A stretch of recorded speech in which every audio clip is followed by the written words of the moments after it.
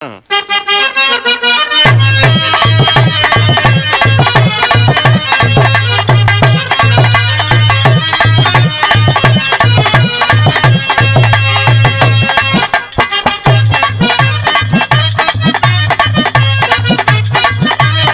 बात है, क्या बात है।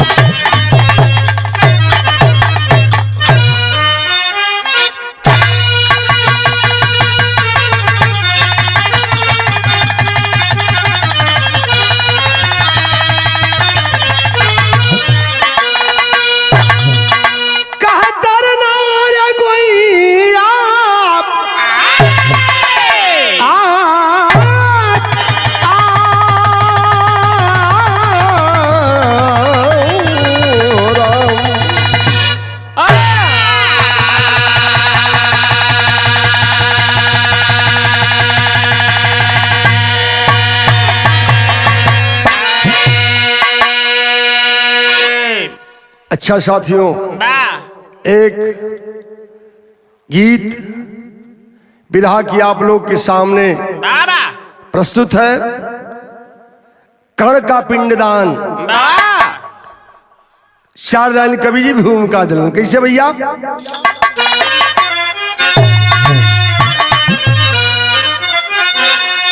समय से भैया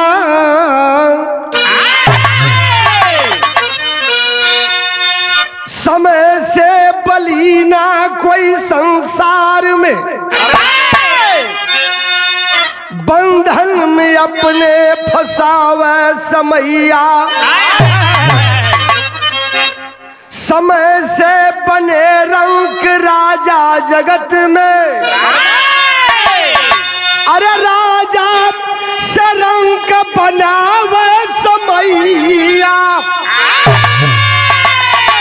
समय से बचे ना जगत के विधाता, अरे दर दर के ठोकर खियावे समैया। समय से किए कौरव पांडव महाभारत, अरे परसी धन धर्म के नचावे समैया।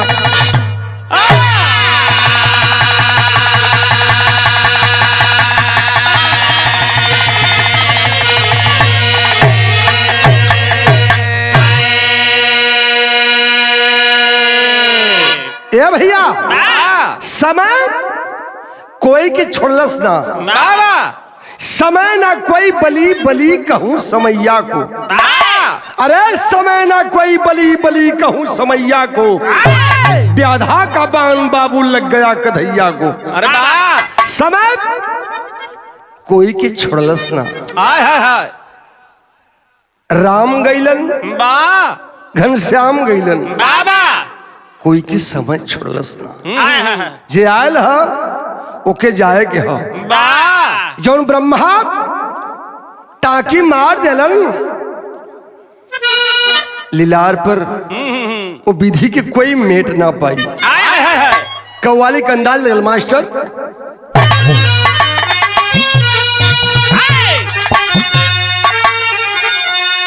वाह वाह।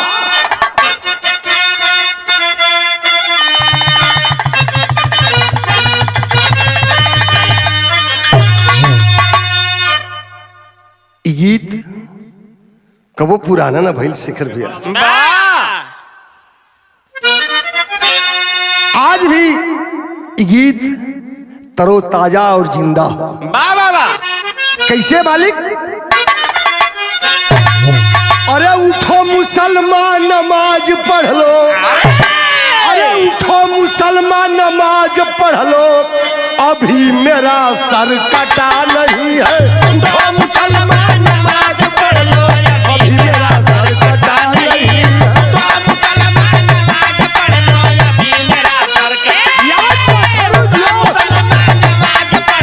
अभी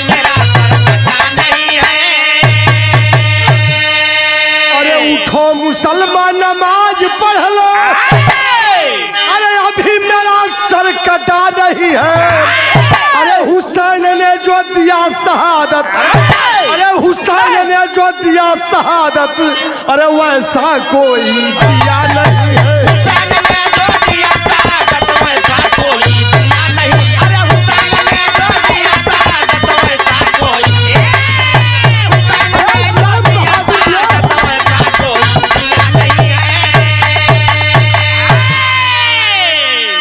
तो कव्वाली का अंदाज रहा, लेकिन गाना के अंदर कवि जी भाव लिखलन कैसे मालिक।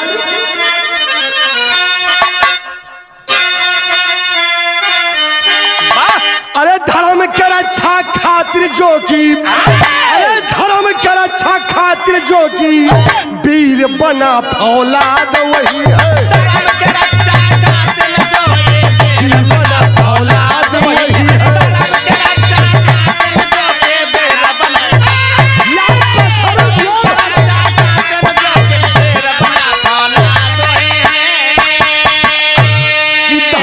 रक्षा खातिर जो की वीर बना फौलाद वही है। आन पे जो की जान लुटाए, अरे आन पे जो की जान लुटाए, सच्चा माँ का लाल वही है। लाल वही है,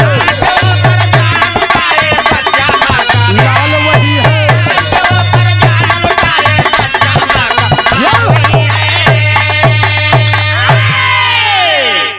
बेटा वो जन माई बाप को शान रख दे, वो है बेटवा ने जब कलाइन लगल तरी फरियाद गया मास्टर वाह।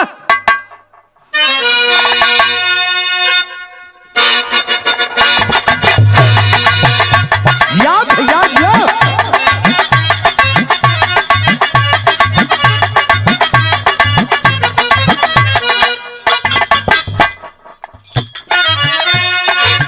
हमें तो लूट लूट लूट लूट लूट लूट,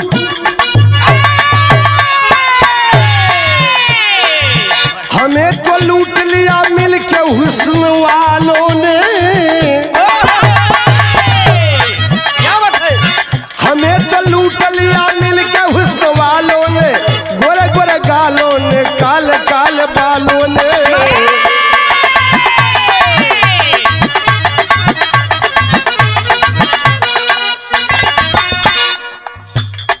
अब कहानी पे आ जाए आप लोग, गौर करेंगे क्या बात है। कहानी मिला कहां से? महाभारत से कहानी। बड़े बड़े वीर मारे गए, एक एक सुरमा मार देवल गईलन। जेकरे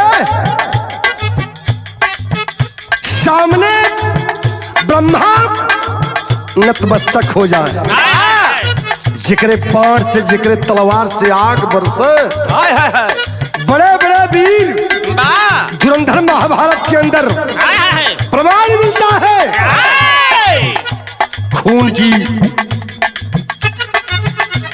धारा बह गई महाभारत के अंदर। अब लड़ाई अर्जुन और कर्ण का हो। आय हाय हाय, कर्ण भी मारा गया। आय हाय, सोचे वाली बात। एक भाई, लोग बतावल भाई ये शहीद, शेखर भैया ने भाई ये दुश्मन।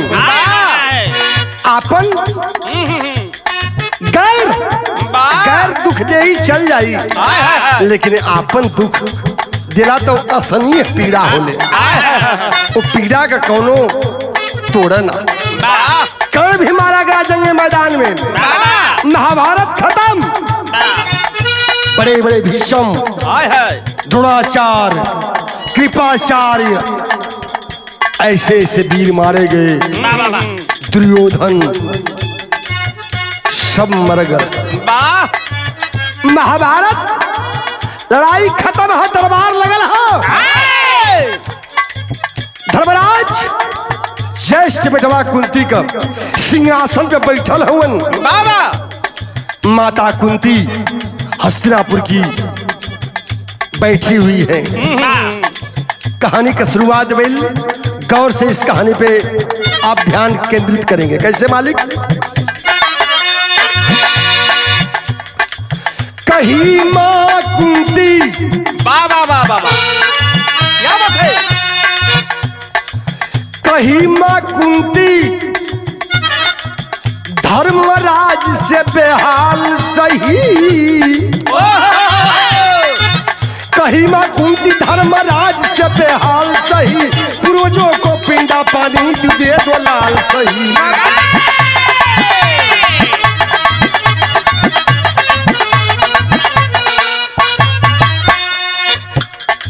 गैर तो गैर खुद अपने भी बेगाने बनकर, गैर तो गैर खुद अपने भी बेगाने बनकर, खून अरमानों का करते थे दीवाने बनकर।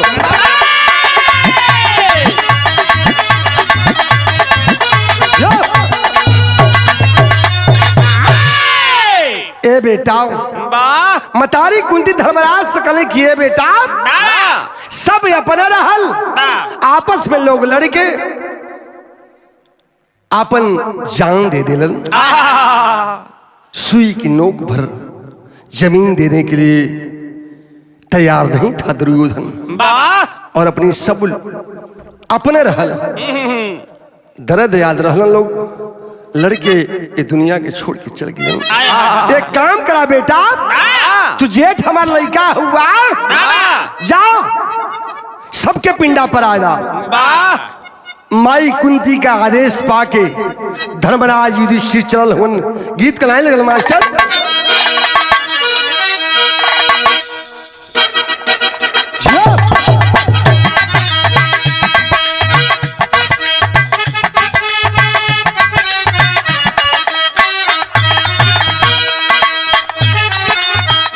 गीत आजकल तो छिनेरी पुजरी चलती है मास्टर साहब, कितना अश्लीलता गाया जितना हाईलाइट में आ जाए, लेकिन ना हम कहिला ना किसी से दोस्ती ना किसी से बैर, वह चीज गाइए जो समाज में एक दिशा देने का काम करे। नाचे गावे की तो शेखर भैया सब ही गा दे। छिनेरी बुजरी टिकुलिया कजरवा ढूंढी ओकरा नीचे तक पहुंच के ना चुतियन के का कहल जा, लेकिन हमारी क्वालिटी ना हो। क्या बात है। समाज में जब संदेश जाए हमारी आपकी बेटी बहन उस पे अमल करे। देखिए आज माँ कुंती के समझाने के अनुसार धर्मराज युधिष्ठिर चलते हैं पिंडा पर आने के लिए। लोग बतावन कि पिंडा पानी से गुरुजन के तारन तार हो जाला। भाव होगा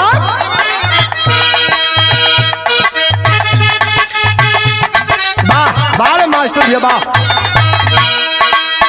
चल हुन माई के आदेश पाके लेके कलेश चले धर्मराज सानी पिंडा पानी के नाम। लेके कलेश चले धर्मराज सानी पिंडा पानी के नाम। लेके कलेश चले धर्मराज सानी पिंडा पानी के लेके कलेश चले धर्मराज सानी पिंडा पानी के नाम। जौने से मुक्ति मिले ज्ञानी ये भैया पिंडा पानी के नाम। जौने से मुक्ति मिले ज्ञानी ये भैया पिंडा पानी के नाम। जौने से मुक्ति मिले ज्ञानी ये भैया पिंडा पानी के चला हुआ धर्मराज गया के सरजमी पे बिहार के सरजमी पे पिंडा पर आओ बदे। वाह बारे मास्टर साहब धर्मराज पिंडा पर आवे बदे चलल हुन। पूरे खनदानवा के पिंडा पर वाला के पिंडा परवाला पूरे खानदानवा के पिंडा परवाला कुंती मतरिया के यारा मां पूजा वाला। कुंती मतरिया के यारा मां पूजा वाला कुंती मतरिया के यारा मां पूजा वाला अरे पूजा वाला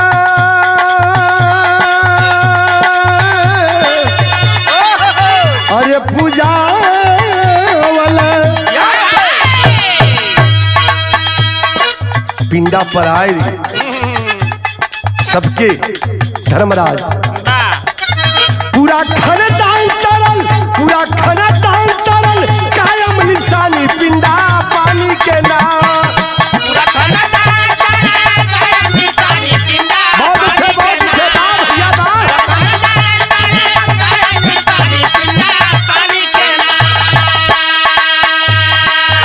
जवने से मुक्ति मिला ज्ञानी ये भैया पिंडा पानी के ना।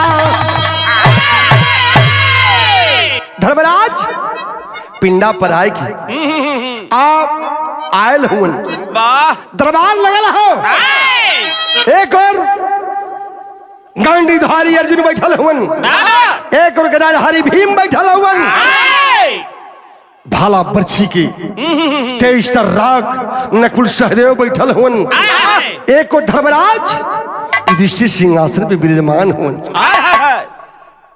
माई हल्के हल्के कदम से कुंती बढ़त ही और जाए कि जब सिंहासन के बगल में बैठली बेटा अपने बड़ जेठ बेटवा जो पिंडा पर आए के आल हो युधिष्ठिर उनसे सवाल कर दिले। गीत कलाए लगल भैया।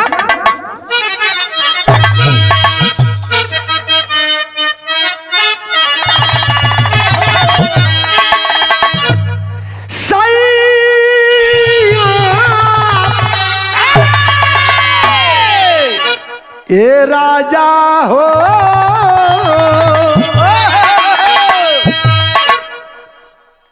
दुख कोनो औरत गावत है।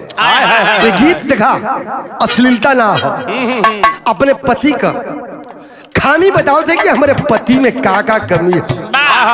वाह छल्ला लगल है, बहुत अच्छे। पियल पियल सैया सैया सैया सैया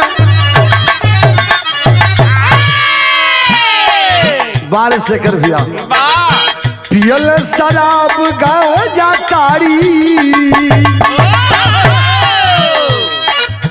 पियल शराब गांजा ताड़ी, हमार पिया मिलल जुआरी।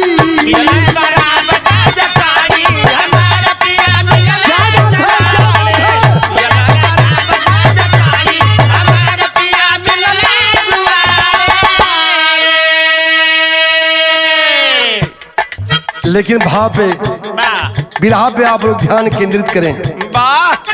वेद पुराण की बात पूछे माई,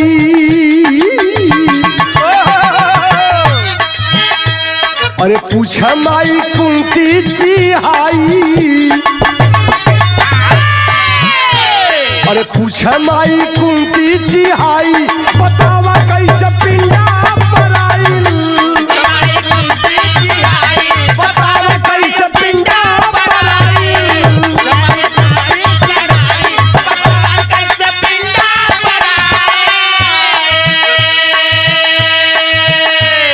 माँ सवाल कर दी, ए बेटा पिंडा पर आवे गल्ला केतना लोगवन के दिहला पिंडा जनवा,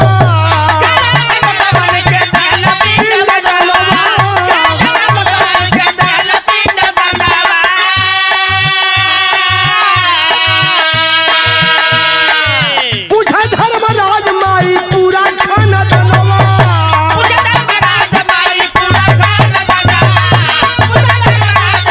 पूरा खाना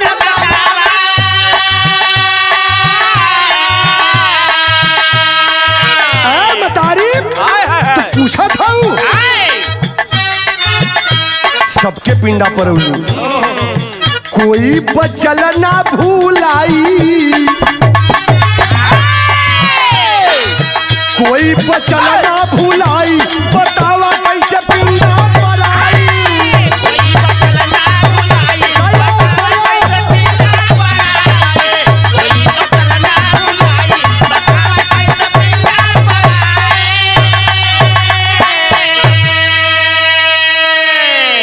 सवाल कर दी माँ, कुंती माँ सवाल कर दी कि बेटा के पिंडा पर उला तैसे नाव गिनाए दे बेटा, नाम हमके बतावा। पूरा धर्मराज पूरा नाम बता गलन। एक नाम छूट गल मास्टर साहब। वह किसका नाम था? कुंती की आंख से आंस बहत है, रोके कलश के बेटा कर्ण के पिंडा ना पर लाल। जब इतनी बात सुनते हैं धर्मराज बिगड़ के लाल हो गए। कलम्मा उसका नाम लेती है तू, जो भरी सभा में द्रौपदी की साड़ी खींची जा रही थी। वह दुष्ट बोला कि नग्न करके द्रौपदी को हमारे मित्र दुर्योधन के जंघे पे बिठाया जाए। उसका नाम ले रही है तू। आय हाय हाय, माई के अखिया से और झरझर झरझर आंखें लाल हो गई। रोए के बात कलश कुंती कौन लाइन लगल भैया?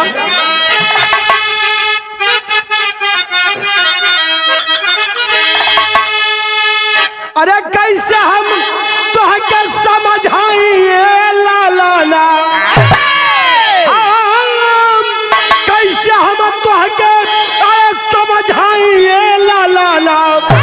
रहल करारा तुहरो भाई लालाना,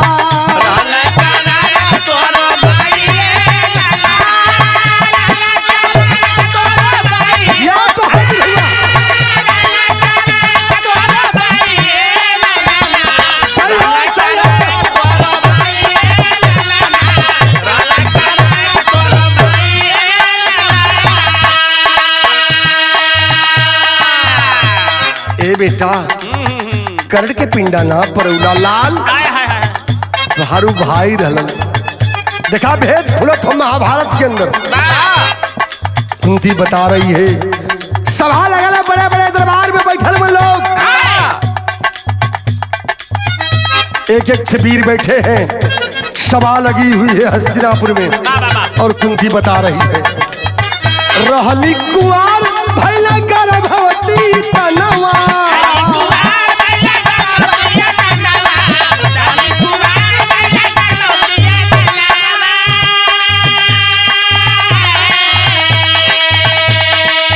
रहली कुआर अब भैला गर्भवती तनवा, तनवा से पैदा भैला का पलवनवा।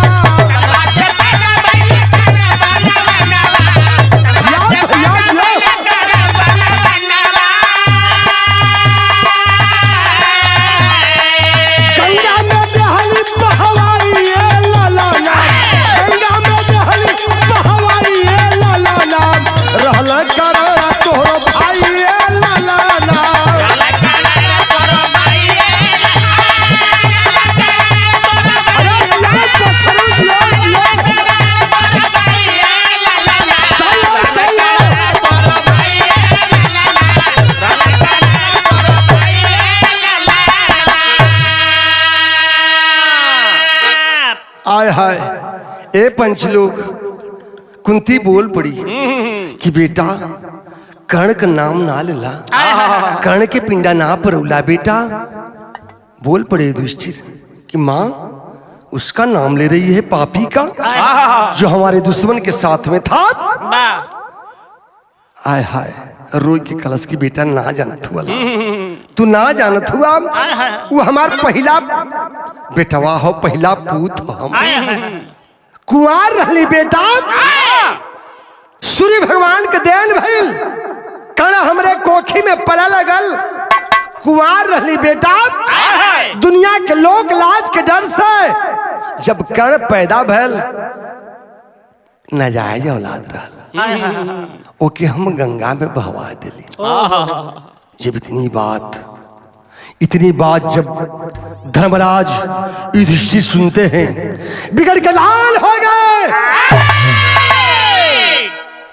माई ई का कहलू, बड़ा अनर्थ कर दिलू माई।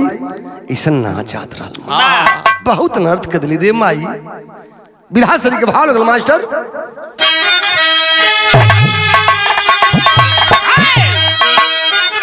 अरे पपिनिया भैलू माई हमारी, अरे पपिनिया भैलू माई हमारी।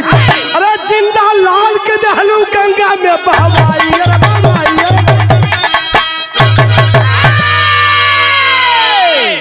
पपिनिया भैलू माई हमारी, हाय हाय जिंदा लाल के देहलू गंगा में बहवाई। मतारी तुम माई है कि कसाई है रे,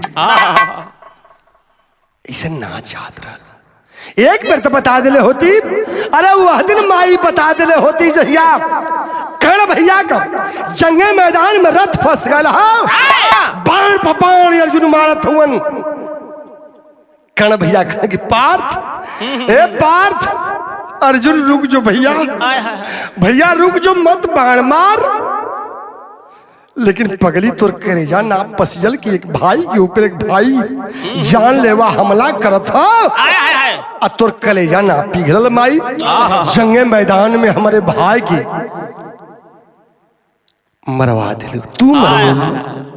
भैया रथ के पहिया निकालत हुए अर्जुन के मना करत हो कि मत मार पार्थ, मत मार अर्जुन, बाण बंद कर दे। लेकिन बाण पे बाण अर्जुन मारे जा रहे थे। उस दिन तू अगर कह दी होती तो हमारा आज वह दानी हमारा भाई हमारे बीच में रहता। अरे सुई की नोक भर का दुर्योधन जमीन ना दे तब वो चलत, लेकिन भैया खातिर अपन मन का पांचों भाई जिंदगी दे देती। कितनी ऊंची सोच है। रोवत हो, नाक से आंस गिरे थे, आंख लाल जिसे आंख में खून उतर गल हो, बहापट करने लगल भैया।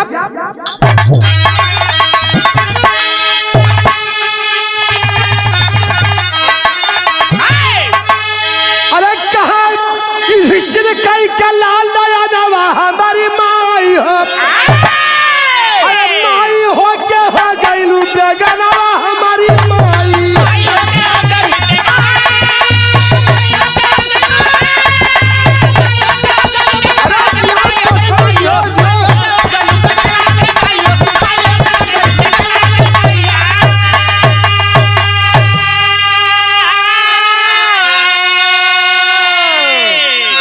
क्वालिटी चाहिए। वाह, गावा के तो सब गा लेते, डूबे उतरा हो गगरिया में गनवा, मुहली रे माई मुहली करहिया के पिरवा में मुहली, वाह, हिक भर करहिया हिलत है।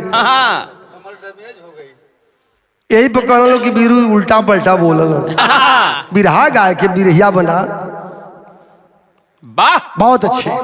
लेकिन भैल का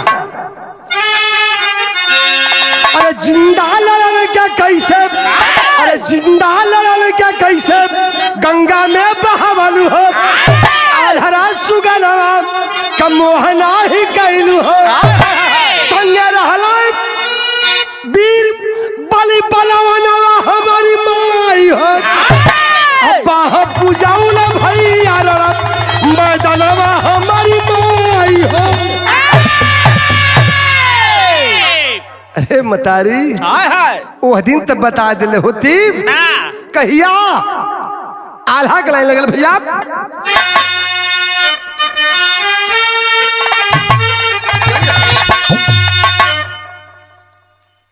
दू लाइन हम गाइला, वाह, लेकिन रिकॉर्डिंग हो और हमारे विपक्ष में आप उपेंद्र भैया हुए, वाह, गाजीपुर के शेर वाह, सिताज उपेंद्र लाल यादव, ग्राम कासिम सराय सरैया के सरजमी से, वाह, लेकिन हैया बा उपेंद्र भैया सुना,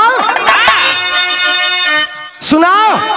ए मतारी, धर्मराज समझावत हो कि वो दिन तो के बतावा की चाहत रह, कहिया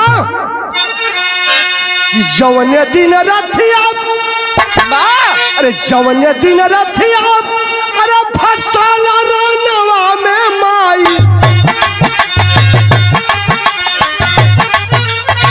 भाई ऊपर भाई तलवार चला,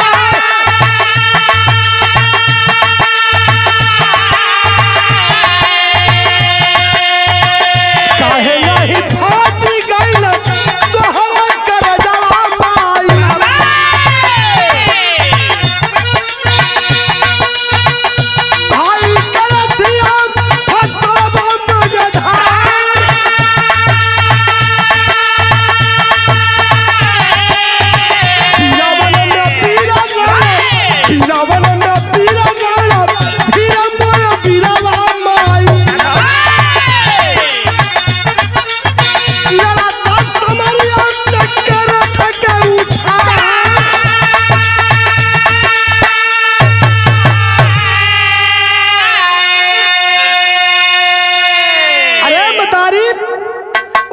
बता देले होती पगली। बाण पर बाण अर्जुन मारत हुन, भैया चिल्लात हुन कि अर्जुन रुक जो रे भैया रुक जो। वो दिन तो बता दिले होती तो भैया का मौत ना भैया। बिगड़ गए, गुस्से में है धर्मराज युधिष्ठिर। साफ दिलन आज के बाद ई हम श्राप देते तो हैं कि ना मतारी, पूरे इस धरती पर औरतन के हम श्राप देते हैं। पंधारी से समझ लगल भैया।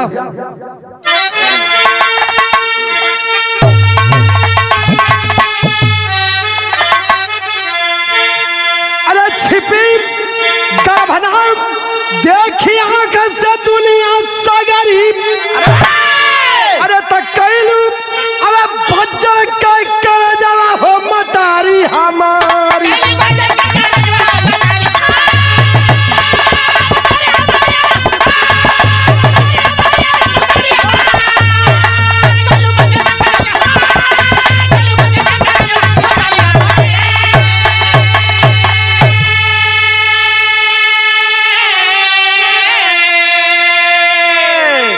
उपेंद्र भी एक नाम भी रहा है तो क्या गवैया मालूम है सारे स्वर लेवे के सहूर ना हो, अपने के शायरी बाज बनत हुए। अरे स्वर सम पे बोलो, ये क्वालिटी होनी चाहिए। ये बनारस की सरजमी है, नाव केहू के ना ले अजिया भेटा जी तो ऐसा रेलब कसौटी चाहिए। पिरा गाइए क्योंकि गरियाए के छिनेरी बुजरी गाय के ऑर्केस्ट्रा खोल के तब प्रमाण मिला। जा करके धर्मराज दोबारा बिहार के सरजमी पे पिंडदान करते हैं कर्ण को, साफ दे दिए। छिपी गर्भना देखी आंख से दुनिया सगरी। आज के बाद ये बतिये छिपवा न करी, मछली मतलब पूरा महक जाए। छिपी गर्भना देखी आंख से दुनिया सगरी, कैलू बज्जर के करजवा हो मतारी।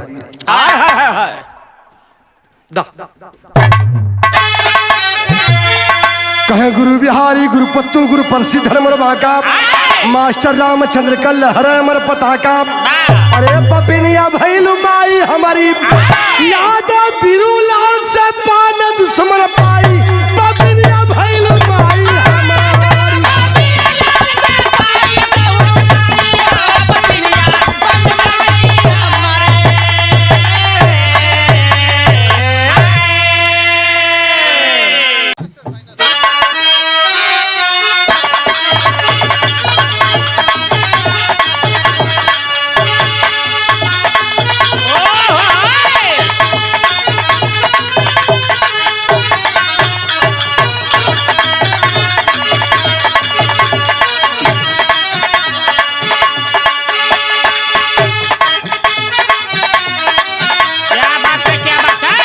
बहुत अच्छा।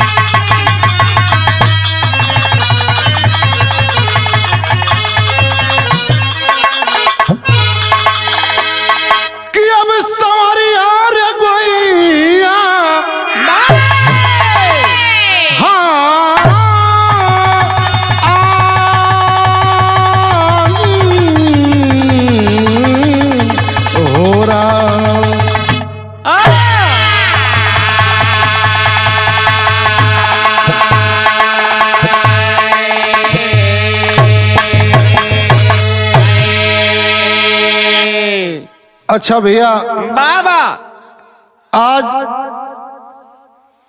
माँ स्टूडियो संदहा वाराणसी की धरती पर बिरहा का शानदार मुकाबला, बिरहा का स्टार जाने माने सरजमी से गाजीपुर की धरती से बिरहा का शानदार कलाकार आप बीरूलाल यादव के मुखार बुंद से आप लोग वही साइड ए में सुने के मिली कड़ के दान कड़ के विषय में, वाह लेकिन साइड बी में हम गायक कलाकार उपेंद्र लाल यादव एक बिरहा का शुरुआत है, जो ने बिरहा का एकदम ताबड़तोड़ जोड़ का तोड़ अरे वाह देवे जात है। जो ने बिरहा का शीर्षक है समय का तगाजा वाह उर्फ राजा भरथरी का त्याग। हाय हाय भूमिका के अंदर मास्टर साहब लिख लें कवि जी का कि मानव विचार बदलता है जैसा उस रूप में है बदलता जमाना। रानी पिंगला रही भरथरी की दुल्हन, मंत्री के स्वार्थ में पड़ ही गई, राजा रानी के आगे फीका पड़े। भाई भाई का रिश्ता छुड़ा ही दिया।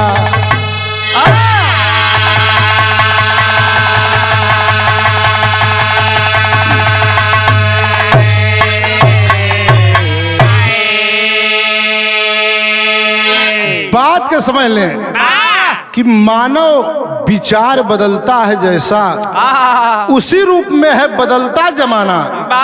जो जैसा विचार सोचेगा वैसा विचार पाएगा। मंत्री रानी पिंगला भरथरी की रही दुल्हन, मंत्री के प्यार में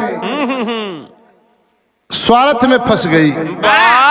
इसी के ऊपर कहानी की शुरुआत है, लेकिन आगे एक गजल का अंदाज है मास्टर साहब। वाह बहुत अच्छे। कोई जलता रहा प्यार की आग में, कोई जलता रहा प्यार की आग में, कोई जलता रहा प्यार की आग में। कोई कलियों के संग में नहाया करे, कोई कलियों के संग में नहाया करे, कोई कलियों के संग में नहाया करे। कोई जलता रहा प्यार के आग में, कोई जलता रहा प्यार के आग में।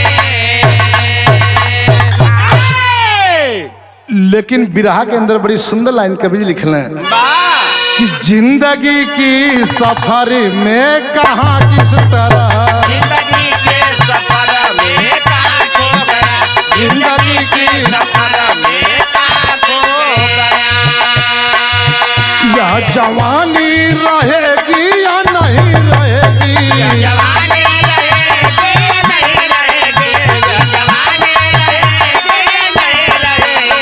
जिंदगी के सफर में कहाँ खो गया, जिंदगी के सफर में कहाँ खो गया। लेकिन एक लाइन और है वाह कि प्रेम से भक्त बाधा था भगवान को, प्रेम से भक्त बाधा था भगवान को, प्रेम से भक्त बाधा था भगवान को। प्रेम करना गुनाह नहीं है साथियों, प्रेम करना गुनाह नहीं है साथियों, प्रेम करना गुनाह नहीं है साथियों। प्रेम से भक्त माना था भगवान को, प्रेम से भक्त माना था भगवान को। यही से स्टोरी की शुरुआत बा। वाह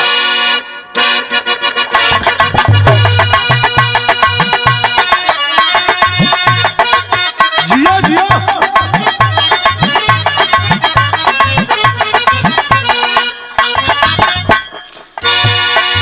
वाह कि कुछ दिन समय बीत गया राजा के नगरिया में, मंत्री रानी से कही प्यार की बजरिया में।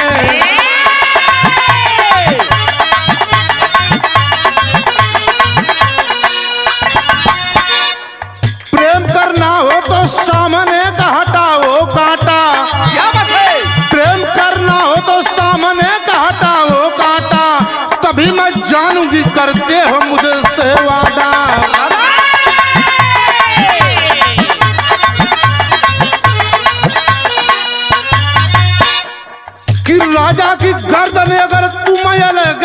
लगाओगी, राजा की गर्दन अगर तुम आया लगाओगी, तभी से सच्ची रानी मेरी तुम कहाओगी।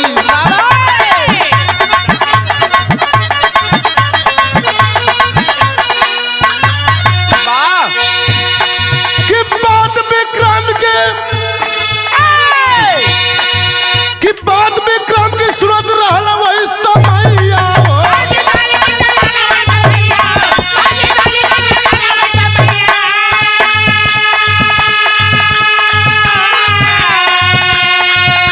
ये बात विक्रम की सूरत रहला वही समैया हो। बाप भैया से आज तो है निराशैया।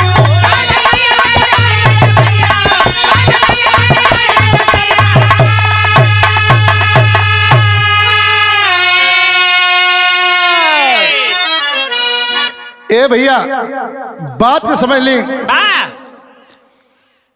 राजा भरथरी के दरबार में दरबार लगल है। रानी पिंगला जेकर दुल्हन रही, एक मंत्री से प्यार हो गया वही दरबार में। जब मंत्री से प्यार भयल, धीरे धीरे समय बीते लगल।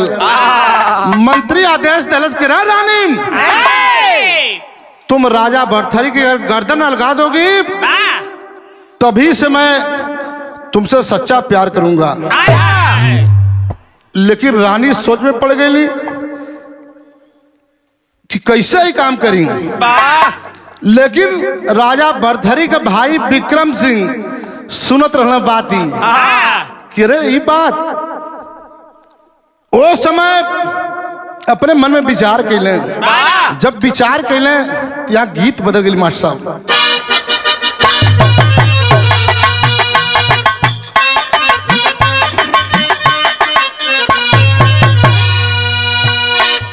गीत हवा गीत से आप लोग चिर परिचित हुआ। एक थे देवर अपने भौजाई से कुछ सवाल कैलस भैया कि अरे हे भौजी, हे भौजी का करी आके दुल्हैया।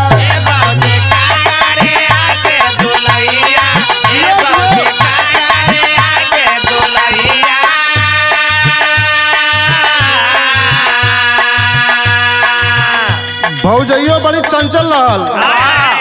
हमारे बीच में ठेकेदार साहब आप रामाधार राम पिता तुल्य आप बहरियाबाद बघाई की धरती से बैठल हुआ।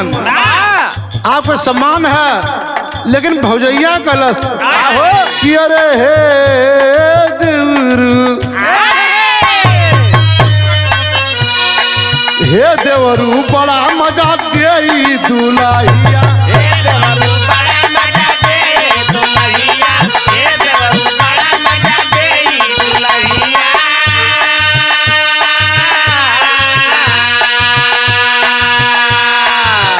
लेकिन राजा भरथरी के भाई जब विक्रम रहला बात कहला कि भाभी ई तू का करत हो, ई का करत हो। आप पूज्य हमारे बीच में रामाधार राम आप बहरियाबाद बघाई की धरती से सम्मान कैलन। आपके चरणों में कोट कोट नमन नमस्कार प्रणाम। और हमारे जो भी है पुरस्कार तो पुरस्कार होता है, क्या बात है। चाहे 1 रुपया हो, चाहे 100 रुपया हो, चाहे 1000 रुपया हो, जो भी हो, मैं आपका आशीर्वाद का भारी हूँ। चौड़े में कोट कोट नमन।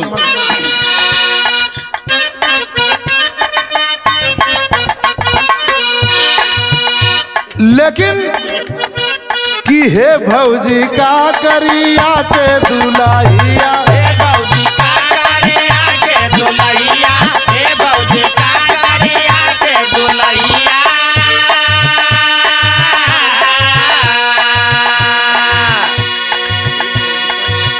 लेकिन भौजाई का कहलस कि हे देवरू बड़ा मजा दे दुल्हैया।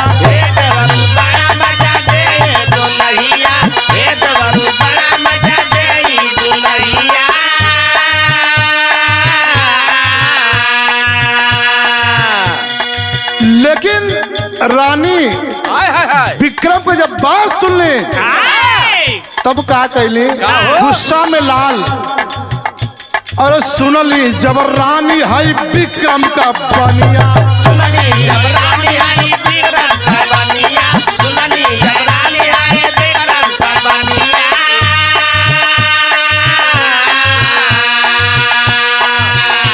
कि नागिन के जैसे फुफकार वही घरिया नागिन के जैसे फुफकार वही घरिया सुनली जब रानी है विक्रम का बनिया सुननी आई रानी विक्रम का बनिया सुननी आई रानी विक्रम का बनिया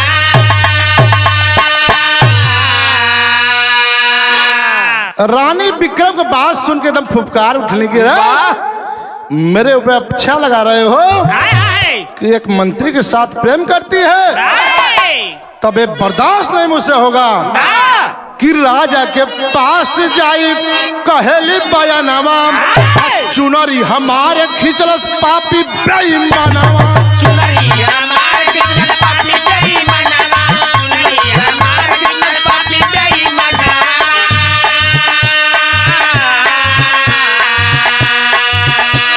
तो यही जल से खत्म हुई अरे तुहरो कहानियां सुनली जब रानी है विक्रम का बनिया रानी है विक्रम का बनिया सुननी रानी है विक्रम का बनिया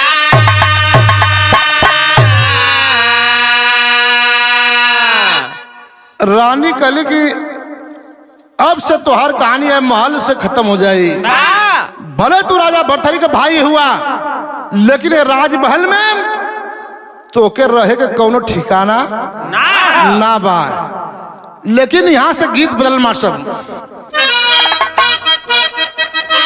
वाह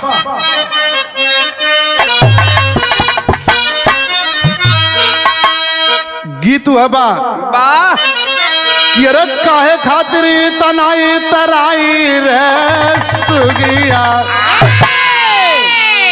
तगवने का दीन नियाराइल रे सुगिया कौने का देन में आराइले कौने का देन में आराइले कौने का देन में आराइले सुखिया कौने का देन में आराइले सुखिया कौने का देन में आराइले सुखिया जब रानी बयान दलस राजा भरथरी से कि आपका भाई विक्रम हमारी चुनर खींच रहा है हाय हाय हाय हमारे साथ जबरदस्ती किया वो समय राजा कहने के रे इस महल से तुम बाहर निकल जाओ तुम्हारा इस महल में ठिकाना नहीं है तब तक दूसरी रानी श्याम देवी आकर राजा के सामने पैर छुके के बात कलश मास्टर साहब यह बात कलश कि अरे दुनिया में सबसे बड़ा भाई रे सजनावा कि दुनिया में सबसे बड़ा भाई रे सजनावा अरे दुनिया में सबसे बड़ा भाई रे सजनावा दुनिया में सबसे बड़ा भाई रे सजनावा दुनिया में सबसे बड़ा भाई रे यो यो दुनिया में सबसे बड़ा भाई रे सजनावा दुनिया में सबसे बड़ा भाई रे सजनावा दुनिया में सबसे बड़ा भाई रे सजनावा ओ समय एक बात कहली रानी श्याम देवी कि राम के साथ लखन गैला बनावा सावा राम के लाड लखन गइले बानवा राम के लाड लखन गइले बानवा कि नींद नारद भोजन छोड़ना जाने ला जगतवा निदान भोजन छोड़े जाने ना जगता निदान भोजन छोड़े जाने ना जगता अरे विक्रम तुहार छोटका भाई रे सजनावा विक्रम तुहार छोटका भाई रे सजनावा दुनिया में सबसे बड़ा भाई रे सजनावा दुनिया में सबसे बड़ा भाई भाई रे सजनावा। दुनिया में सबसे बड़ा भाई रे सजनावा के दुनिया में सबसे बड़ा भाई रे सजनावा दुनिया में सबसे बड़ा भाई रे सजनावा। दूसरी रानी श्यामदेव समझावत ही राजा भरथरी के कि आप विक्रम में गलत मत समझिए, बाहर मत निकालिए। लेकिन बाहर जमाना राजा भरथरी कोई विचार नहीं किए, कहे कि जो मेरे पानी निकल जाती है वापस नहीं आती है, जो मैं कह दिया वो कर दिया। लेकिन यहाँ गीत बदल गई मास्टर साहब।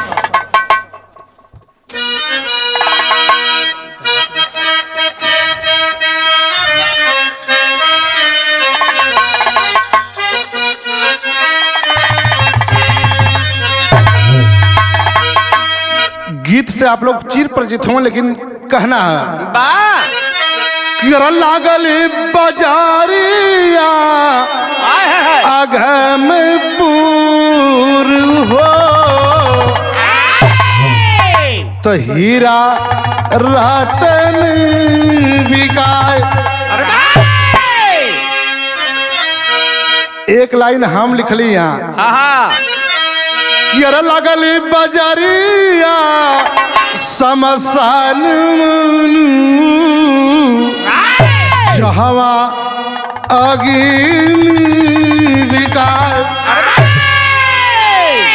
लेकिन बिरहा के अंदर बड़ी सुंदर लाइन कभी लिखल है। श्याम दे कलश देवरु नदान मोरी अरे पट्टो ही आन हो जइहा क्या करे दुआ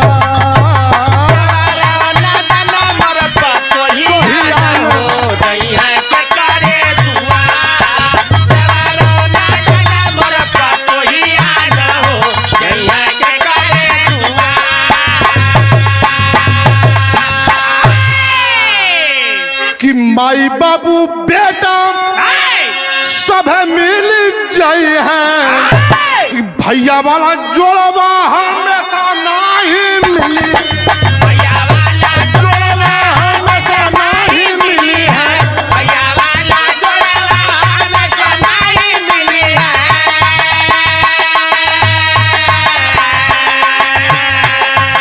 तो कैसे सही है दुखवा कैसे सही है दुखवा संघातिया न हो जइहा के करे दुआ कैसे सही है दुखवा संगतिया न हो जइहा के करे दुआ, कैसे सही है दुखवा संगतिया न हो जइहा के करे दुआ।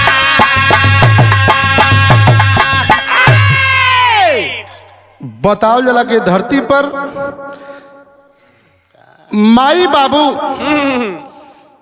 का भूमिका कुछ और होले, लेकिन भाई भाई का भूमिका कुछ और होले। दुनिया में सब मिल जाई, लेकिन भाई जो पीठ का भाई होता है दोबारा मेरे साथियों कभी नहीं मिलेगा।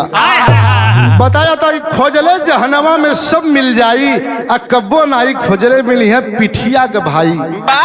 तो भाई जो है एक ऐसा शब्द है कि रूह कांप जाता है, अगर कभी ऐसी बात आती है ये दोबारा नहीं मिल सकता। बताओ जरा जैसे कि 3 रात ऐसा रात होले कि दोबारा ना बोले। कौन कौन भैया? एक जन्म का रात, एक सुहाग रात, एक मरण का रात। ये जो 3 रात दोबारा नहीं आती है, लेकिन यही तेरी के भाव लिखे पड़ल मास्टर।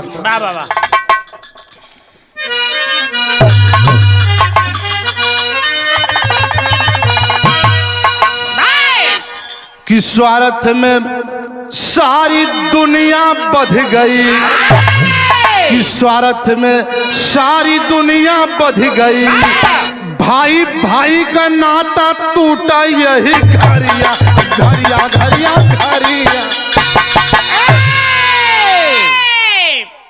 राजा भरथरी कोनो विचार ना कैले, तुरंत महल से निकाल दिए। छोटे भाई को घर से निकाल दिए, जाओ तुम जहां मन करे वहां जाओ, लेकिन आज के बाद इस महल में तुम्हारा आना व्यर्थ है। लेकिन वो भाई घर से रोते हुए, आंसू बहाते हुए घर से बाहर चले गए। लेकिन यही जब गीत बदल गई। कौन गीत है मास्टर साहब?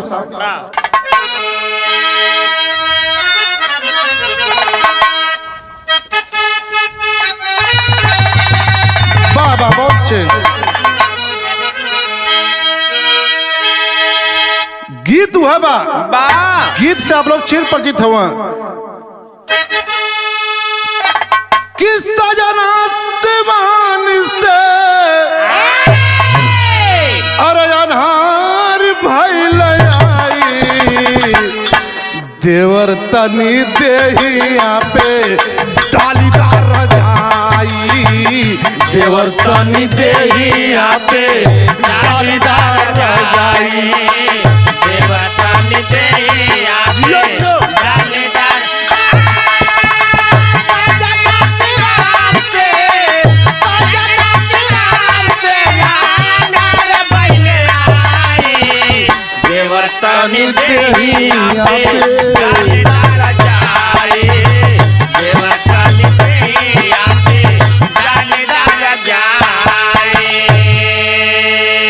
लेकिन बिरहा के अंदर बड़ी सुंदर लाइन कवि जी लिखना है कि अरे भाई का बात सुनी,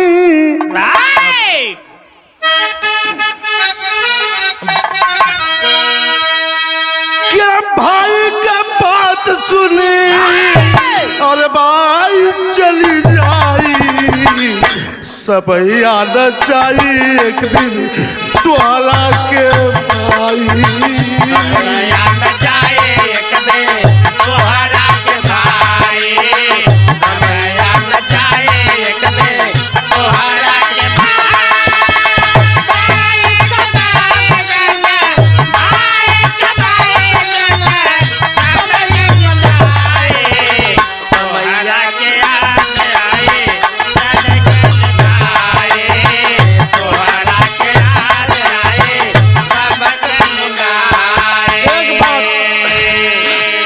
एक बात और वो रानी श्यामदेवी कही कि भाभी के संग भैया, कि भाभी के संग भैया धोखा जानी खैया, भाभी के संग भैया धोखा जानी खैया, भाभी के संग भैया धोखा जानी खैया।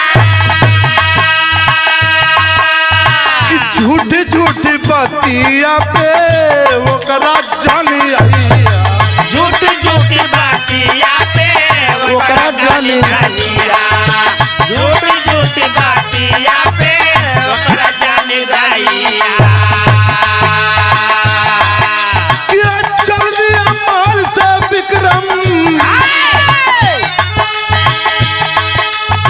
चल दिया महल से विक्रम अलग जगाई, समय आना चाहिए एक दिन तोहरा के भाई, समय आना चाहिए एक दिन तोहरा के भाई, समय आना चाहिए एक दिन तोहरा के भाई। मेरे साथियों, ऐसी कड़ी है, ऐसा भाव है, इस भाव पर आंखों से आंसू, दिल धड़क जाता है। एक भाई भाई की जब पुकार होती है, उस पुकार पर कलेजा द्रवित हो जाता है। हम लोग सहा है, देखा है, इस जमाने को देखा है, जिसके साथ आप भलाई करेंगे वही आपके साथ बुराई करेगा। लेकिन थोड़ा सा गीत में परिवर्तन भइल। श्यामदेवी रानी दूसरी जो नल राजा भरथरी का कलश की, आज तू भाई के तू बिछानत हुआ, भगावत हुआ, लेकिन कल तो के सोचे के पड़ जाई कि हम का कैली, हम गलती कर देली।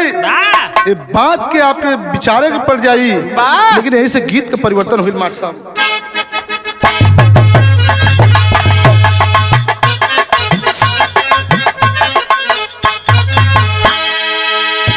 गीत बड़ी पुरान है, पारंपरिक गीत है। आप लोग सुनले हो, जनले हो, माता बहन लोग बड़े प्यार से के गावली। लेकिन समय कुछ दिन बीत गल, राजा भरथरी अपने भाई के निकाल दिला। 2, 4, 5, 10 साल बीत गल। लेकिन गोरखपुर आश्रम पर जाए के भिक्षा दीक्षा सब कुछ पूरा कैले। कह के वहां से चलल हुआ घरे। एक बार अपने घर चल भिक्षा लेवे खातिर, आंचल लेवे खातिर। लेकिन जब दरबार में दूसर भेष बदल के आल हुए, 10 साल पर जब घरे आल हुए, केहू चिन्हात नहीं खे, न केहू चिन्हत नहीं खे। तो यहाँ गीत बदलल मास्टर साहब बजावत हुए।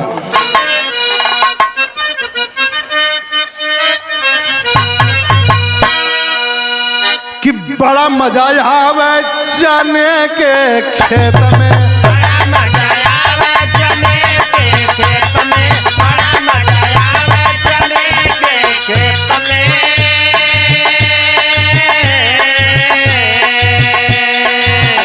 राजा भरथरी के दरबार लगल है। वही दरबार में एक जोगी आल है। और उस जोगी आए के एक फल ले है। और फल कैसन फल है कि जोगिया थमावेला फलवा महल में, जोगिया थमावेला फलवा महल में।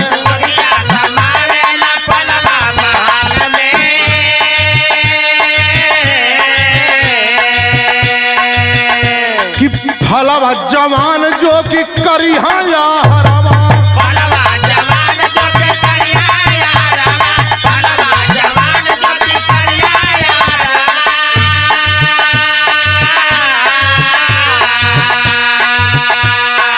अमर जवानी पैहा सन सरवा।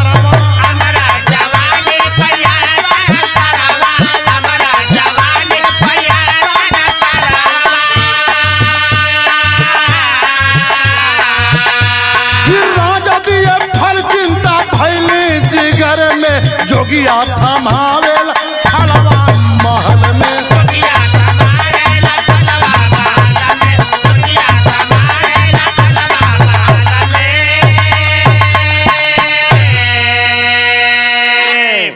राजा विक्रम जौन भरथरी राजा का छोट भाई रहलन, जोगी बन के वही महल में प्रवेश कैलन।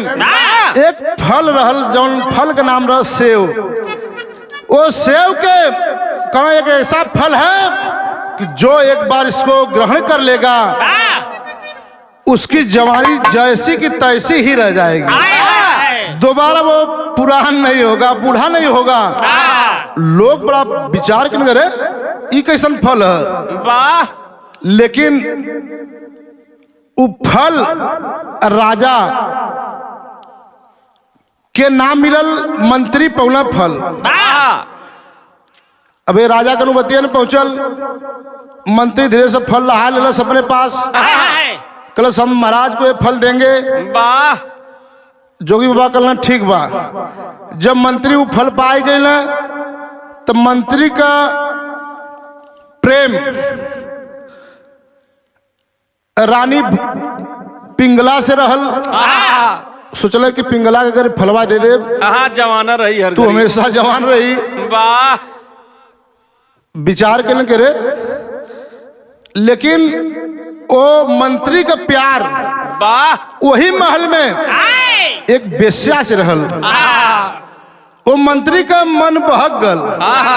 कलश ही फल अगर बेश्या के दे दे, एकर जवानी हमेशा यही तरह रही, 2 पैसा का रोजगार भी का चलत रही। यह सोच के वो फल जो ना बेश्या के मंत्री दे दिल। जब बेश्या फल पौलस कहल रे हम जवान रह जाई, लेकिन हम अपन पूरा जीवन बेश्या प्रवृत्ति में बिता देली। हाय हाय का मिलल? कुछ मिलल ना मिलल। आगे हम अपन जीवन व्यर्थ ना करब। अगर ये फल कहीं हम राजा के दे देव तो राजा हमारे प्रजा के सेवा करी है। यह सोच के वो फल ले जाके राजा के दरबार में राजा के धीरे से थमा दिलस। अरे राजा साहब ये फल के आप ग्रहण करी हैं तो जैसे के तैसे आप रही हैं। लेकिन राजा साहब विचार कर लें कि सही बात है। कहा हाँ सही बात है। तो राजा सुन कि फलवा अपने रानी के हम दे दें। रानी कि खाई ली है तो रानी जस के तस रही है। वाह राजा विचार के वो फल रानी के देहला। जब रानी वो फल पौनी तो रानी विचार कैले कि फलवा हम दे दें मंत्री के। और मंत्री सही रही तो हमरो राज सही रही। वो फल ले जाके रानी मंत्री के दे दिलस। और जब मंत्री पौलस तो वो का कैलस ले जाके सीधे बेश्या के दे दिलस। मने फल जहां से आयल रहल वहां फिर पहुंच गल। बेश्या जब दोबारा उठल करे ये फल दोबारा हमारे यहाँ कैसे वहां से यहाँ फिर हमारे यहाँ गया। वाह फिर वो विचार की मन में कि मैं डायरेक्ट मैं राजा भरथरी को दूंगा। बस वो ले जाकर डायरेक्ट जो है महाराज जी का मंच लगल रहल वहां पूरा राज्यसभा चलत रहल। ले जाए कि डायरेक्ट थमाए दिलस। आए करे बाद थमाए के बताव रहल पूरी कहानी। तो पूछले कि फलवा तो के देहलस के। तो रानी बेश्या कहलस कि फल महाराज एक जोगी बाबा आए हैं इस आपके दरबार में। वो फल वही हमको दिए हैं। तो कहना जोगी को बुलाओ। तुरंत जोगी को बुलाया गया उस महल में। तो वो समय जोगी एक गीत गावत रहना वो महल में। कौन गीत गावत रहना मास्टर साहब?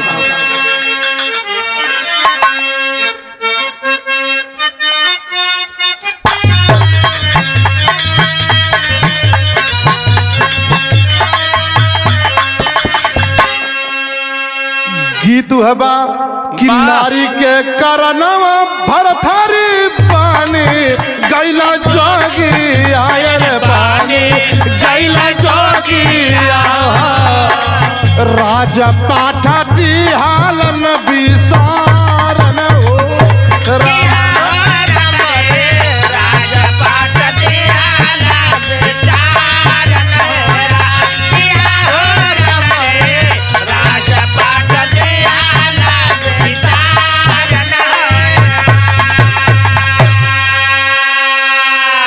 लेकिन राजा भरथरी जब सुनल कि एक जोगी आल है तो जोगी के है तो राजा भरथरी कैला का कि रतिया का चाली भैला यहाँ पर ने नहालिया से भाई का कारेलन तलाशन हो भाई का कारेलन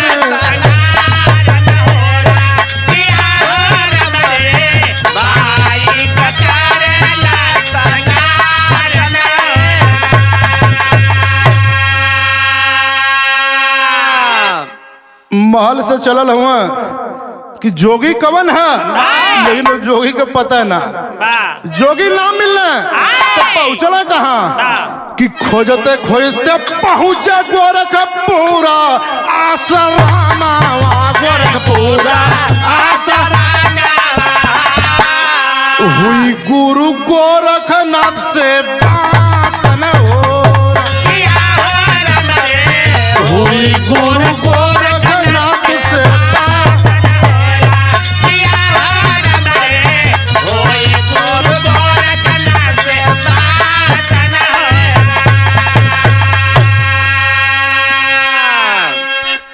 ए भैया राजा भरथरी मैंने सारी बात हकीकत जब जान गए तो खोजत खोजत खोजत गोरखपुर आश्रम पहुंच गए। गोरखनाथ बाबा के आश्रम जब पहुंचल हुवन सारी बात की जानकारी लेने पूछले। वही जैसे जानकारी भइल लेकिन जब जानकारी भइल तो का भयल एक लाइन कहना है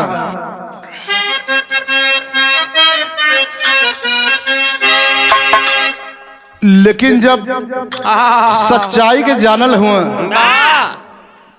तब ज्ञान भयल तो एक बात अपने मन में सोचलें कि अरे हरि हो रामा कि हरि हो रामा हरि हो रामा गुरु बिना के दुखवा हरि हो रामा गुरु बिना के दुखवा हरि हो रामा गुरु बिना के दुखवा हरि हो रामा गुरु बिना के दुखवा। जब सारा हकीकत जान गया राजा भरथरी तब कहला कि गुरु के बिना ज्ञान कभी नहीं होता है। कहला कि अब हमको ज्ञान प्राप्त हो गया, अब हमको इस महल में रहना बेकार है। बस वहां से वो अपना जोग रमाने के लिए महल से निकल पड़े, लेकिन लाइन ऐसे बदल गई मास्टर साहब, पापट के लाइन में।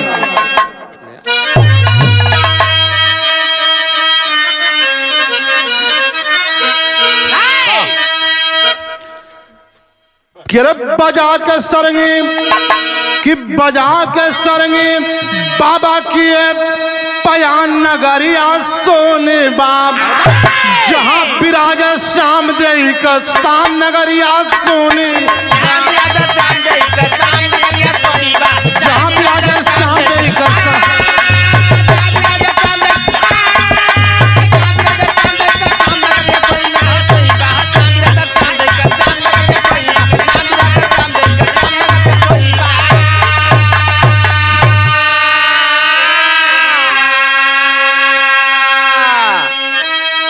बजा के सरंगी चल रहा कि बजा के सरंगी भजन गाते अले उज्जैन नगरिया हो रानी श्याम देई के देखब आज सुंदर सकलिया हो और जान पाई जब मोर पहचान नगरिया सोने बा जहाँ विराज श्याम देई के शान नगरिया सोने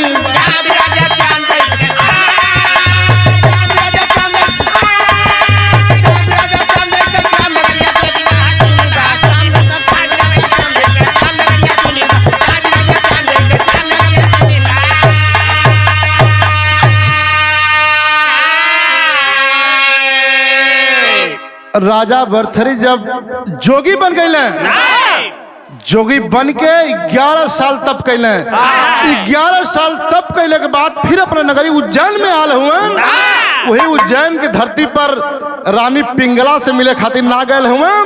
दोबारा रानी श्याम देई के पास जब गए तो वो उसमें बजाए के सरंगी जब पहुंचल हो दरवाजे पर, रानी जैसे कहा जाला विधवा वैसे रानी सफेद साड़ी पहन के बैठल है, लेकिन चिन्हत ना है। लेकिन आल्हा की लाइन में लिखे के पड़ल मास्टर साहब,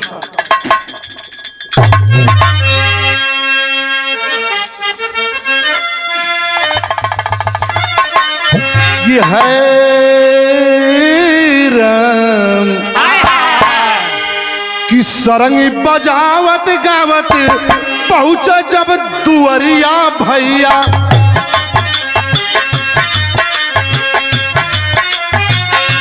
गाना गावत रहल हो मीठा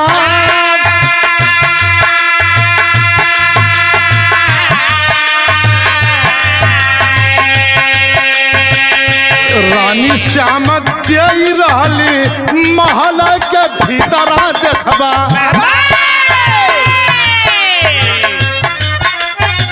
निकल के बाहर गई तुरता चौनिया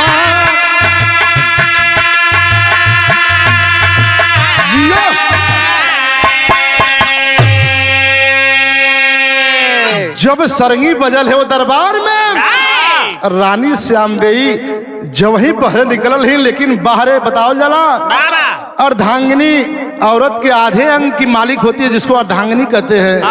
वो अर्धांगिनी 11 साल पहले राजा भरथरी जोगी हुए लेकिन पहचान गई तो रोने लगी। रोकर एक बात कही, उस समय क्या कही मास्टर साहब कि बाजल सहनाई हमरे, बाजल सहनाई हमरे, अरे बाबू के दुआरा में जहिया पहनौला सरूरवा कवन दे के हमें का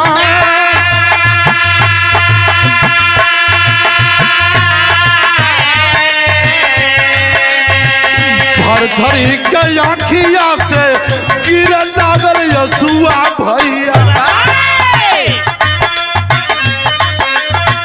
राम नाम जपाए में बड़ा कल्याण।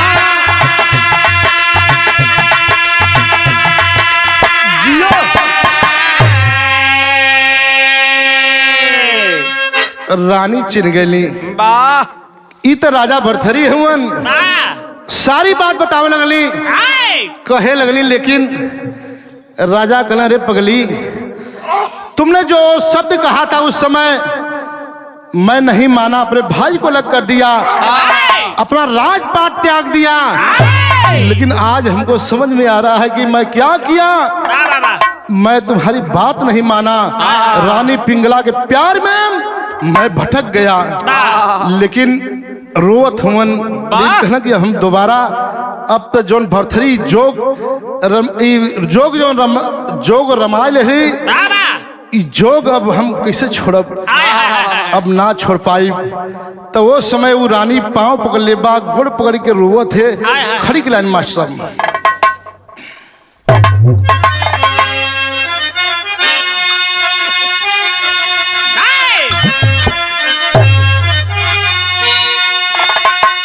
रानी श्याम देई कहलस दास के चरनिया कि दास के चरनिया में जोगिनिया बनाला।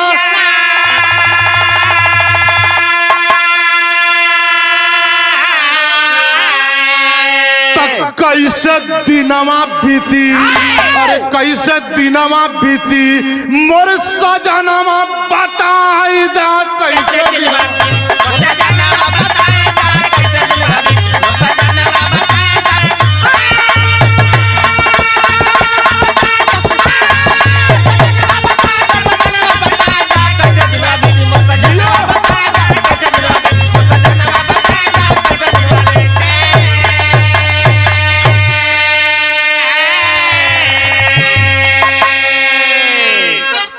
अपने त जोगवा रमवला नीरदैया, हम के बनवला कौने डाल के चिरई।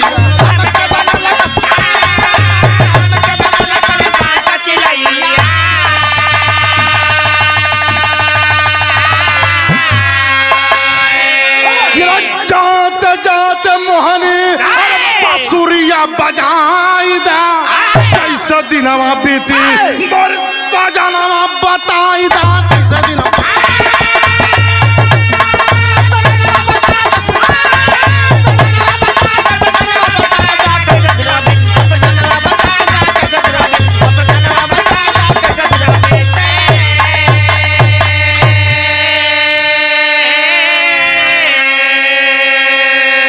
यही से आखिरी लाइन गुरु घराने के परिचय बा। गुरु बिहारी गुरु गणेश रामलाल थे देवता, स्वर्ग विराजे कवि चंद्रिका, समाज को दियो समझावता।